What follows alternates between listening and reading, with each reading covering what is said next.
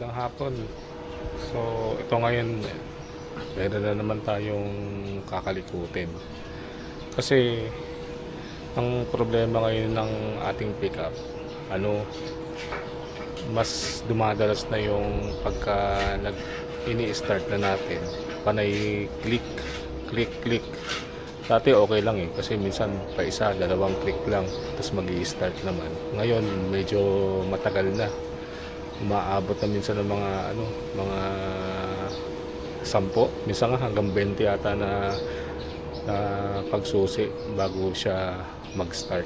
So, tas ang mahirap pa dyan, kung kailangan mo nang umalis o kailangan mo nang mandat, saka lang siya nagloloko. Pati siya, wala siyang pinipiling oras. Minsan sa umaga cold start, or minsan pagkagamit mo mainit ang makina na nangyayari. So ngayon, tignan natin kung anong problema. So babaklasin ko muna yung starter. So ayan, kung titignan nyo, medyo masikip yung starter nandun sa loob, pinakalooban dun. So para matanggal natin yan, tanggalin ko muna tong battery para at least maluwag dito. So tignan natin kung dito tayo gagalaw sa ibabaw, or pwede rin naman dito sa may gilid. Tatanggalin ko lang din muna tong gulong, or pwede rin naman sa ilalim. Tignan natin kung anong pinaka madali.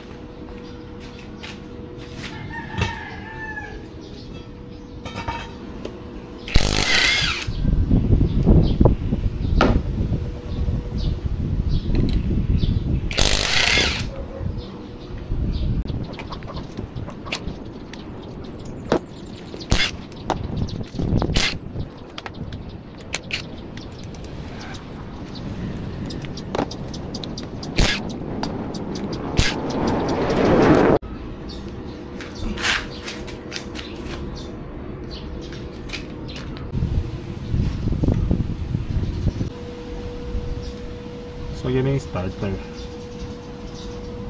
Babaklasin lang natin yan. Bali mayroong dalawang tornilyo dito sa baba, pati dun sa taas. Yung sa taas yung medyo mahirap sungkitin. So malamang dito na ako gagalaw kasi ito yung pinaka malapit, accessible. So yun, tanggalin ko muna. Pati hindi lang pala dalawang tornilyo to. Dalawang tornilyo yung dito sa may nakakabit sa may transmission. Tapos siyempre tatanggalin din natin yung nandito, yung galing direkta sa battery. Pati yung ito madali lang naman. So yung galing papuntang sa ignition.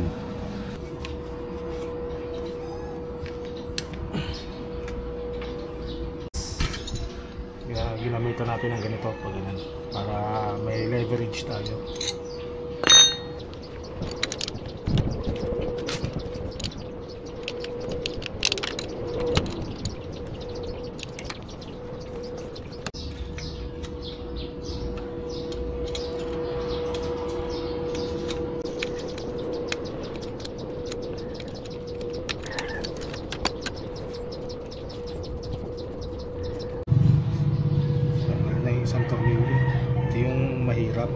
sa likod.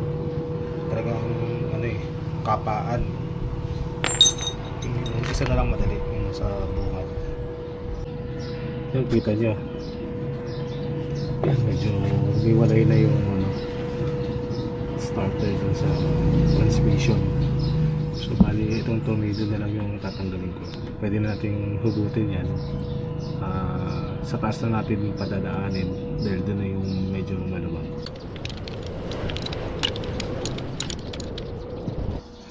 Kaya natanggalin natin yung starter. Ang pakiramdam ko, itong may problema yung starter solenoid. Itong starter solenoid may dalawang tornilyo. So kailangan natin gamitan ng ano, ako tawag dito, yung ganito, para yung hahampasin natin para ano, para mapaikot niya yung tornilyo. Kasi kung mamano-manoin natin baka mapagod lang tayo.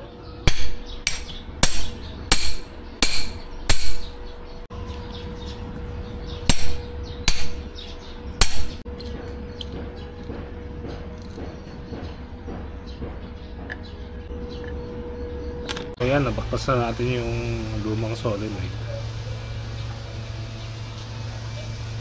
Tapos ito yung bagong solenoid na nabili natin. So yan, ayos naman. Kabit na natin dito sa starter.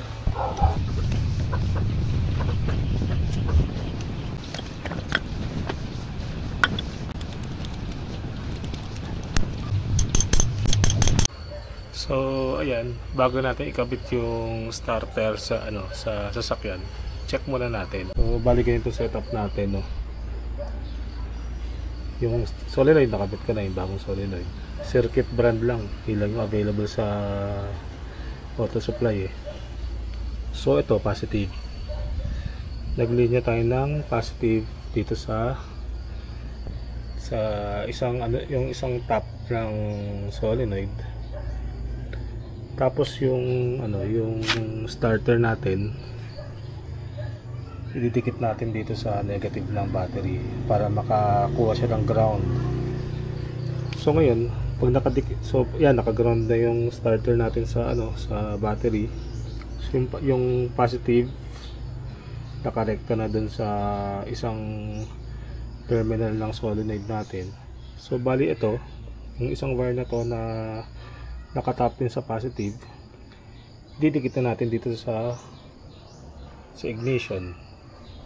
So kumbaga parang pag dinidikit natin to, ang ibig sabihin niyan parang sinususian natin yung sasakyan. So pag dinikit natin to, dapat aandar yung starter. So tignan natin. Ayan, check nyo kung ano, sisipa.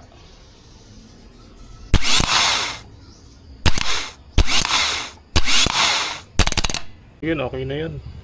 Nag-init na yung wire. Masyadong manipis kasi yung wire na ginagamit ko, pero kita nyo naman na snappy na siya. Pagka dikit natin, ano agad yung starter. So yun, pwede natin ikabit.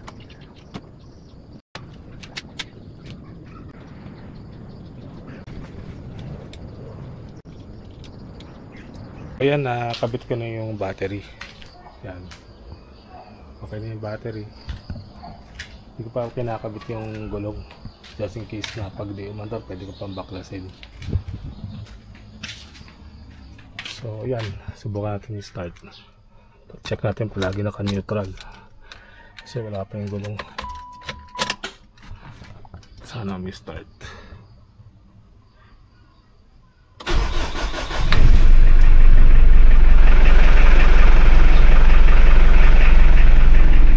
Okay, start, patayin natin ulit. Isa pa.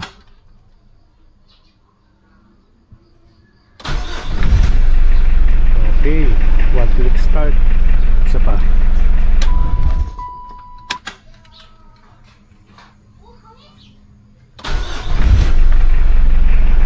Okay,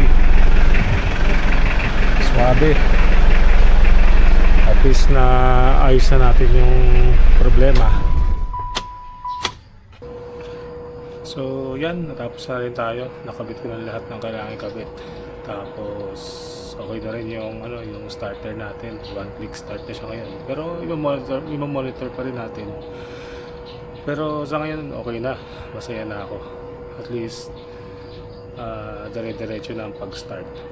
Kasi pwede rin naman din kasing hindi sa starter solenoid yung problema, pwede sa starter na rin mismo. Pero sa check naman natin kanina, mukhang suwabe naman yung starter natin. Malakas ang malakas ang redondo eh. Pati ngayon lang din, di ba? Dire-diretso naman eh.